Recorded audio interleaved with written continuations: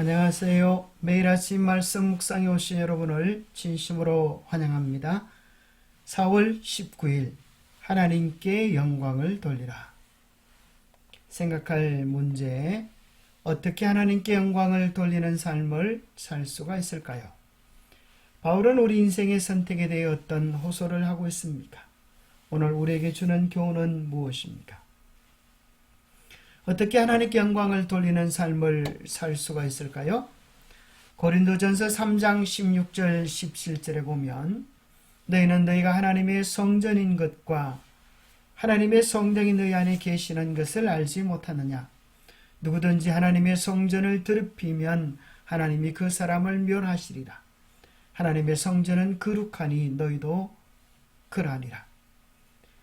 우리가 흔히 자식이 잘못하면 아버지께 욕을 돌리기도 하고, 자식이 잘하면 아버지께 아버지의 이름에 영광을 돌리는 것처럼 하나님의 자녀들의 삶은 하나님 아버지와 연결되어 있음을 이야기해 주고 있습니다. 우리는 하나님의 성전이기 때문에 우리의 성전을 하나님의 영광을 위하여 거룩하게 관리해야 될 것을 이야기해 주고 있습니다. 왜 우리가 하나님의 성전이 되었습니까? 너희 몸은 너희가 하나님께로부터 받은 바 너희 가운데 계신 성령의 전인 줄을 알지 못하느냐? 너희는 너희 자신의 것이 아니라 값으로 산 것이 되었으니 그런즉 너희 몸으로 하나님께 영광을 돌리라. 우리는 하나님의 전이 되었습니다. 그리스도의 보혈의 값으로 산 것이 되었기 때문입니다. 이제 우리는 구원받은 하나님의 자녀가 되었으니 먹든지 마시든지 무엇을 하든지 다 하나님의 영광을 위하여 하라는 요청을 받고 있습니다. 흥미롭게도 하나님께 영광을 돌리라라는 표현은 구약 성경의 용례에도 이 표현이 첫째 천사의 기별과 마찬가지로 하나님의 심판의 맥락에서 사용된 것을 보여줍니다. 할렐루야, 구원과 영광과 능력이 우리 하나님께 있도다. 그의 심판은 참되고 어려우시도다. 영광을 돌린다는 것은 나무로서의 최고의 영광을 주인에게 돌리는 것이 무엇일까요? 꽃을 맺고 꽃을 피고 열매를 맺는 것입니다. 그래서 성경에는 우리를 의의 나무라 그렇게 표현해주고 있습니다. 하나님께서 우리의 삶에 원하시는 것은 하나님의 사랑과 은혜를 많이 받고 토하여 낸 열매를 기대하시는 것입니다. 하나님 우리의 삶의 중심이 될 때 우리는 우리의 식단, 의복, 오락, 다른 사람과의 교제는 물론 모든 활동을 통해 하나님께 영광을 돌리려 할 것입니다. 하나님의 뜻을 행하겠다는 헌신을 통해 세상은 그분의 사랑의 품성을 드러내어 하나님께 영광을 돌리게 될 것입니다. 마태복음 5장에서는 너희는 세상의 빛이라 하시면서 착한 행실로 하나님께 영광을 돌리게 하라라고 말씀하시고, 요한복음 15장 8절에 보면 너희가 열매를 많이 맺으면 내 아버지께서 영광을 받으실 것이요 너희는 내 제자가 되리라. 바로 열매가 무엇입니까? 우리의 작은 행실들이 모여져서 습관이 되고, 습관이 모여져서 품성이 되고 인격이 되어지는 것입니다. 곧 우리가 맺어야 될 열매는 품성의 열매, 인격의 열매, 삶의 열매일 것입니다. 하나님을 믿노라면서 참된 삶의 열매가 없을 때 예수님은 이스라엘을 향하여 이렇게 선고하셨습니다. 하나님의 나라를 너희는 빼앗기고 그 나라의 열매 맺는 백성이 받으리라. 이 열매는 우리의 노력으로 얻어지는 것이 아니라 포도나무에 연결되어 있으면 절로 열매를 맺게 될 것입니다. 그리하여 주인의 기쁨, 주인의 영광이 되게 될 것입니다. 바울은 우리 인생의 선택에 대해 어떤 호소를 하고 있습니까?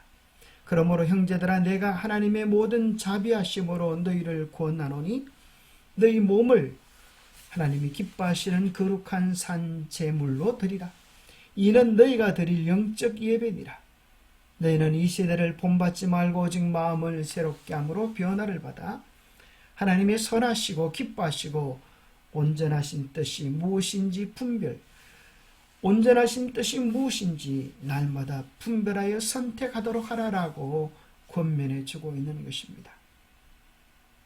우리가 구원받은 하나님의 자녀가 되었으니 이제 우리는 우리의 몸을 하나님이 기뻐하시는 거룩한 산 제사를 드려야 할 것입니다.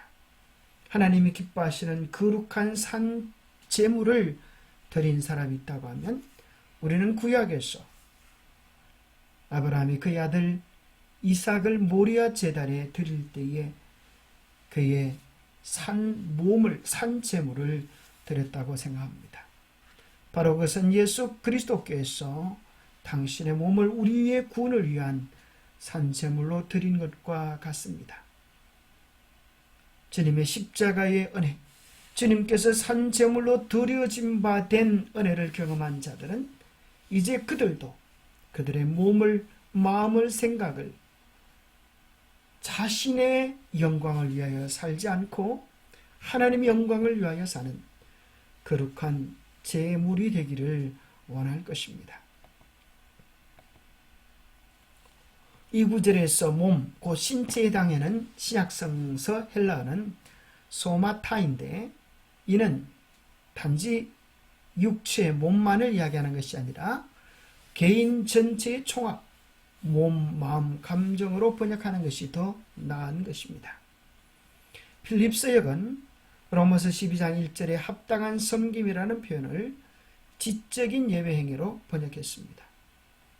모든 일에서 하나님을 두려워하고 그분께 영광을 돌리겠다고 전적인 헌신을 하면서 자신의 마음과 몸과 감정을 하나님께 드리는 것이 바로 지적인 예배, 주님의 십자가의 구원을 경험한 자들이 마땅히 드려야 할 합당한 예배 행위입니다.